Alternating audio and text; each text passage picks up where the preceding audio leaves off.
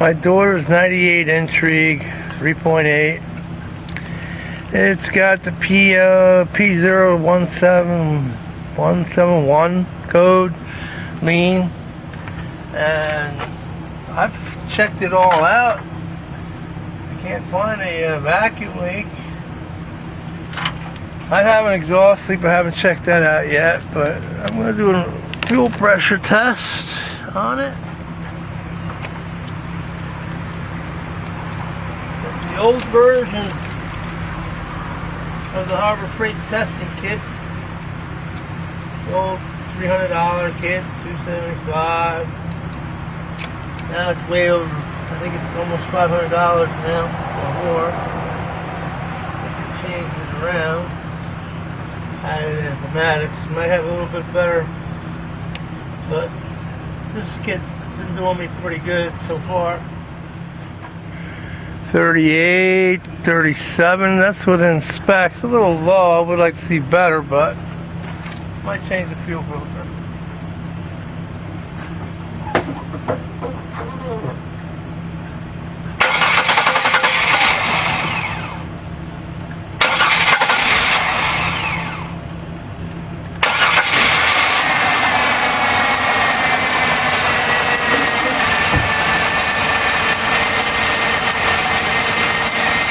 Been doing that hard starting too. Kind of suspect a leaking check valve in the fuel pump or maybe a leaking injector. Because the code also has a misfire in number 5 with lean involved as well. Pressure ought to go up, but it doesn't really go up when it hits the gas. Disconnecting the fuel pressure regulator. Raises it a little bit, not much. Plenty of vacuum getting to it. The regulator itself may be faulty. Then it stays there. What I'm going to do is I'm going to clean it. I'm going to do an injection cleaning and an upper intake cleaning with some SU R&R's equipment to see if it helps. First thing before we hook up the cleaning canister is to take out this fuse right here, 15 amp fuse for the fuel pump. This is the underhood fuse panel. This is the SU R&R fuel cleaner canister with adapters. Bought this a couple years ago when it was still a little bit of affordable. Now it's a little bit more money. I had an original one. Didn't come with all these adapters, but it was a Harbor Freight one, and I lost it in a garage fire. The whole thing just melted down. All of the aluminum melted down into a pile. So that's gone.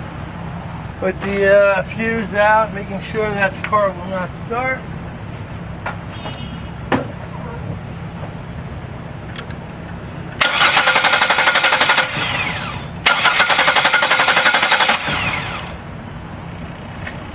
Then start hooking up everything. Hooking up the one that comes in the kit. It's nice, I like it because it's a quick release.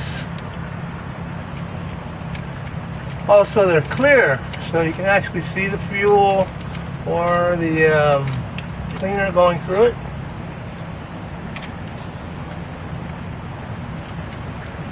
Always test pressure first, so you could make sure it doesn't leak anything.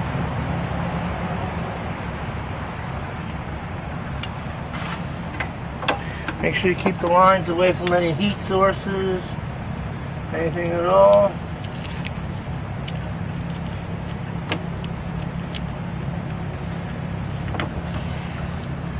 This will be pressurized to about 35, 40. You could go as high as 52. I'm going to fill it with some Seafoam, and I'm probably going to use a little bit, maybe a couple ounces of Lucas fuel system treatment. Okay, I had to move undercover because the camera was overheating. Didn't like being in the sun. I like to record in natural light, but not allowed. It's too damn hot today.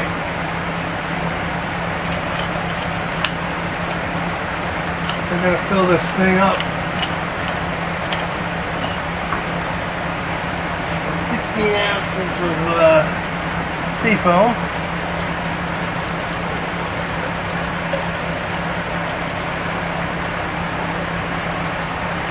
And about an ounce or two of Lucas fuel system treatment.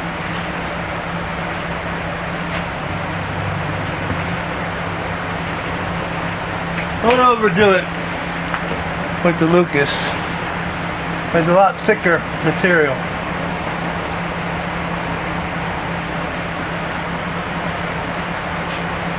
And it seems to clean a lot more aggressively as well.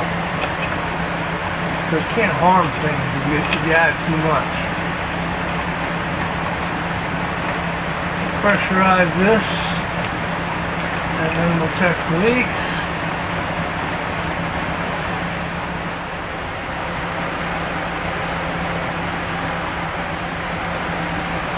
Give it a start at about 40 psi. Yeah.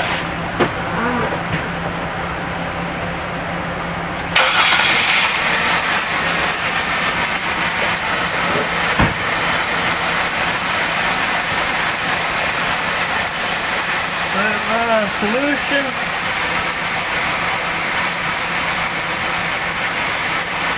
I can increase the pressure a little bit to 42, 45.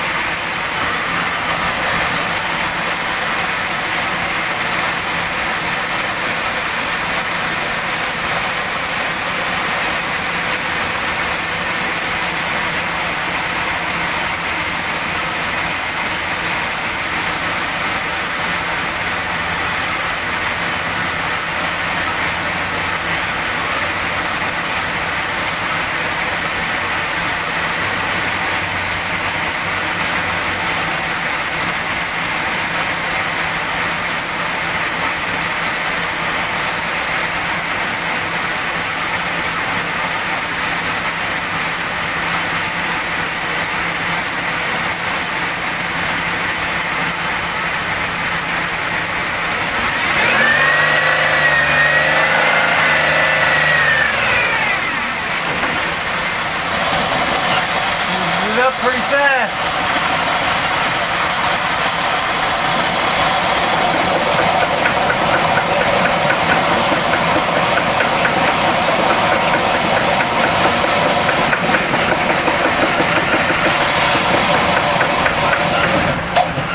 And it's done.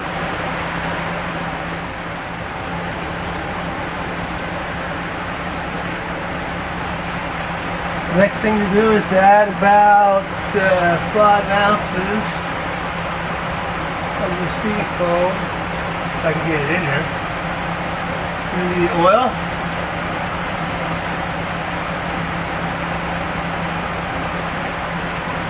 And the rest, about 11 ounces, back into the fuel system, the gas system. Then using another tool from SU R&R, you fill it with the same Seafoam, full strength. You can put a little bit of Lucas fuel injection treatment in there as well. This is going to be hooked up to the vacuum hose through the power brake booster to clean the upper intake. So we'll use vacuum to suck it back in.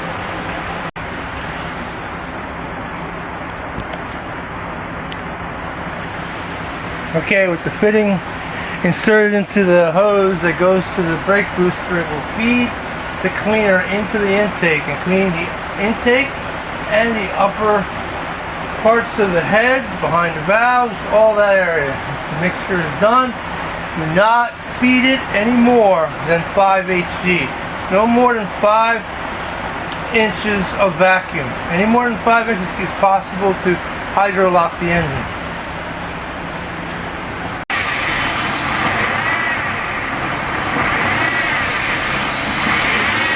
If you look closely, you can see the treatment going down the hose.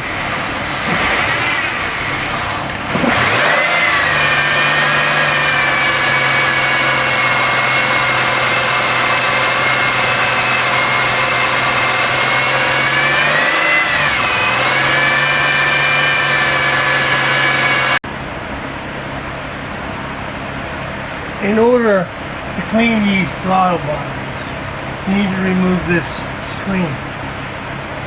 You need to clean the screen before you see the black stuff on the screen.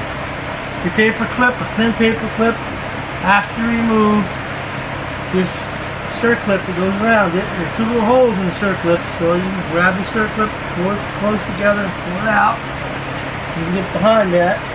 Now you can clean. You can put your straw behind this and not affect the actual match sensor and get it wet while it's running. I don't want to get that wet while it's running. I don't mind if I get a code or anything. I can erase the code. I can put the scanner back on and erase whatever I have to do. But right now what I need to do is clean behind this guy. But the only way to do it would be either pull the plug out of here, which I don't want to do. I don't have a spare plug. Or disassemble it, which I don't want to do either. But this is the easiest way I could do it. Let's see if we can get it running.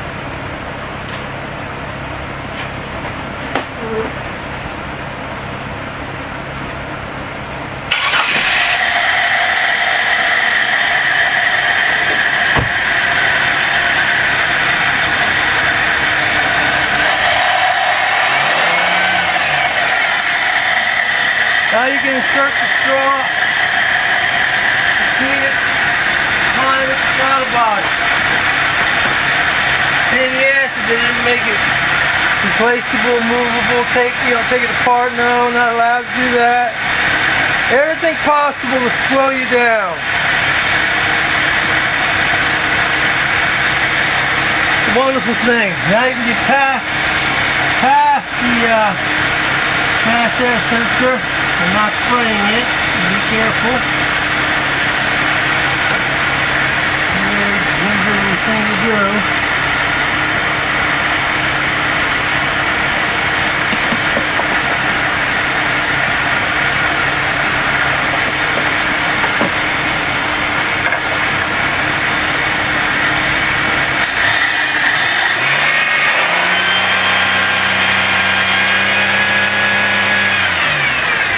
Both sides, which side?